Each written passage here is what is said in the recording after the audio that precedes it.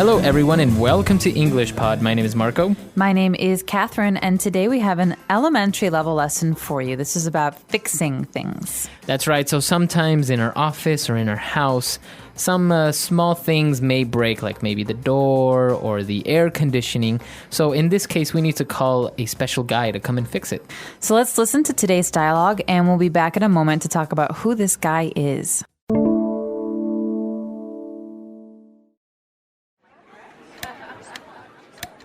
The air conditioning is not working.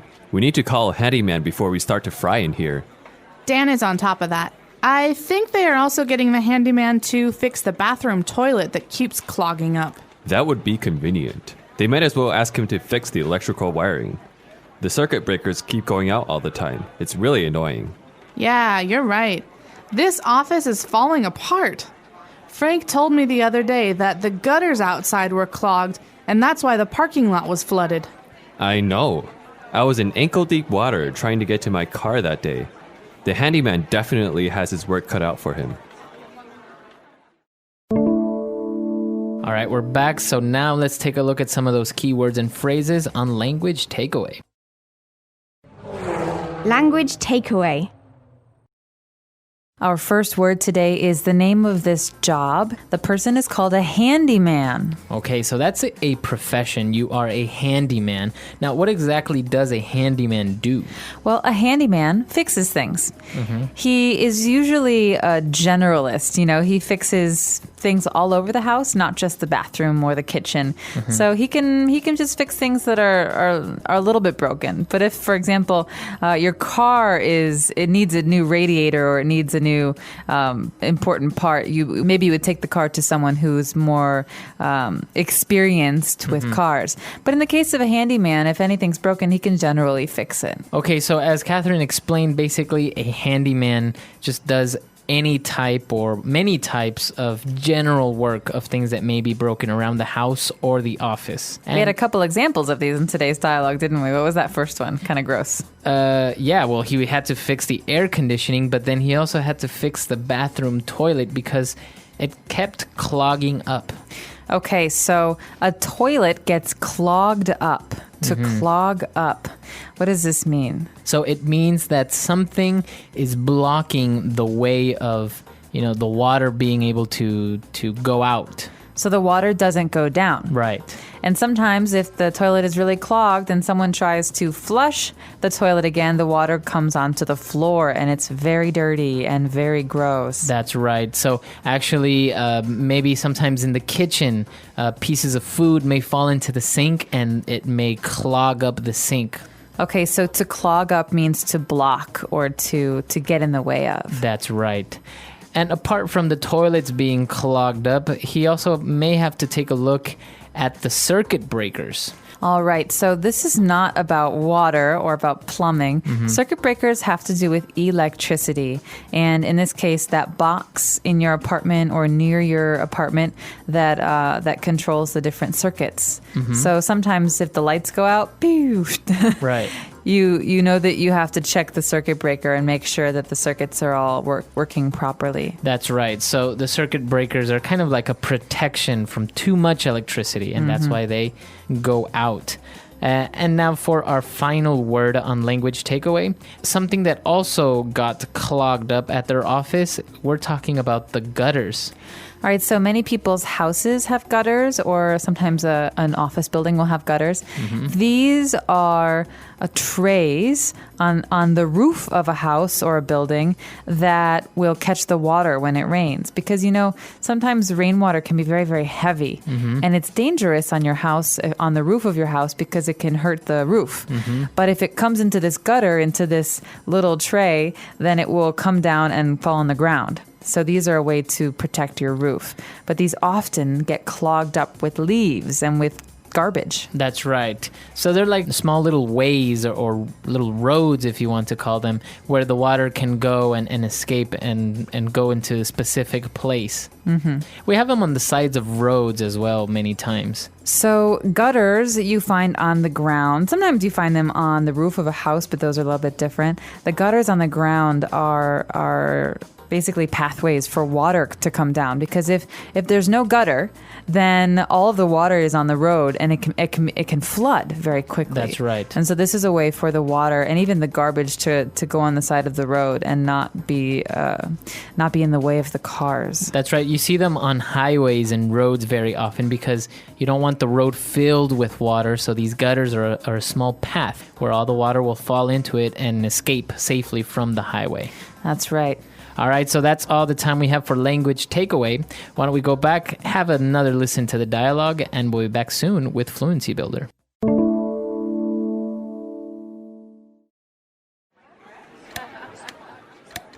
The air conditioning is not working. We need to call a handyman before we start to fry in here. Dan is on top of that. I think they are also getting the handyman to fix the bathroom toilet that keeps clogging up.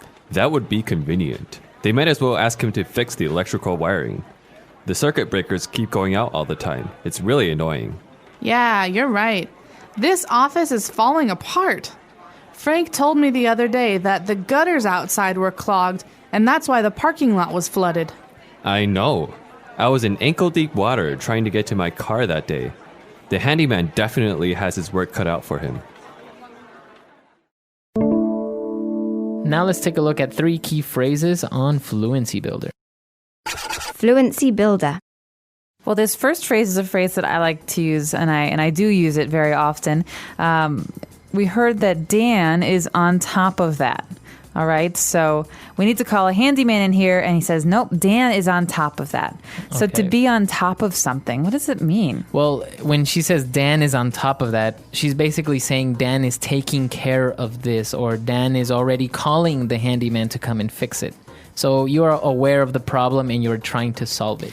Okay, so don't worry. You don't have to call the handyman. Dan is on top of that. Dan will call him. Right. So to be on top of something is to make sure that something is done. So you could say, Marco, I hope you stay on top of that project because it's very important. Right. Or don't worry, the report will be finished on time. I am on top of that. Great. All right, now moving on to our next phrase. They were talking about all the problems that this office has, and the person said, well, they might as well ask the handyman to also fix the electrical wiring. Okay, so this phrase "might as well" it's kind of hard to understand, I think, sometimes. Basically, what the speaker is saying is that while he is doing this, he can also do something else. Mm-hmm. Okay, so he's here. He can fix many things. He might as well also fix the electrical wiring. Right, so taking advantage of the fact that you are already doing something or you are already here, you can start doing something else as well. Or maybe we could say this in a different context, like, we're going to order a pizza for lunch. You know what, Marco? Might as well order 2 because there are so many people here. Right. So taking advantage of the fact that we are ordering pizza, we might as well get more for everyone. Okay, and for our last phrase, when they mentioned all the work that has to be done, they said the handyman definitely has his work cut out for him. Okay, so if someone has his work cut out for him, it means that he has a lot of work to do. That's right. You can also say this to someone that you're talking to. So Marco's writing a book. And I say, hey, Marco, that's a really long book you're writing. It looks like you really have your work cut out for you. That's right. Or maybe this project is really difficult. I really have my work cut out. Mm-hmm. Okay, so you're basically saying I have a very hard time ahead of me. Mm-hmm. Okay, so that's all the phrases we have for you. Why don't we have a listen to our dialogue one last time?